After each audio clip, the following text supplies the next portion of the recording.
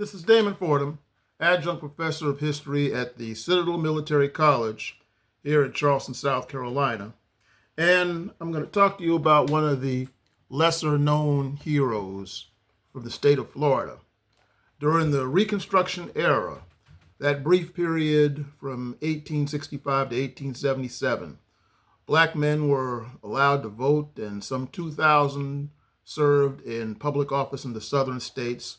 And many of their stories are described in this book called Freedom's Lawmakers by Eric Foner. And one such man from the state of Florida was Jonathan Gibbs, who is shown right here. He was the superintendent of education in the state of Florida.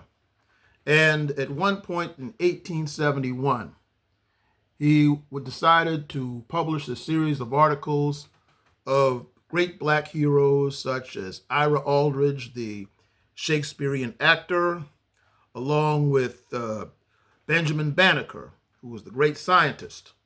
Now, some of you heard of Benjamin Banneker, the guy who debated Thomas Jefferson about race in America and intelligence, who created the wooden clock and who also laid out the plans for Washington, D.C.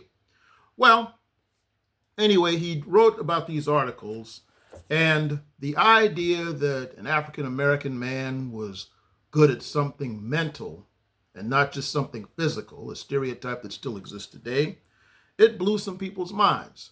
So people wrote to criticize Jonathan Gibbs, said he was making up the whole story about Benjamin Banneker. However, in the New National Era newspaper of October the 19th, 1871, Jonathan Gibbs said these words: "To enlighten you, I promise that some of your correspondents in Baltimore seek out the publishing house of Goddard and Angell, who published Benjamin Banneker's Almanac, and send me a letter for publication of the transactions between the firm and Banneker." In other words, he was telling them that if they didn't believe his story, write to the publishing house that published Benjamin Banneker's work for proof.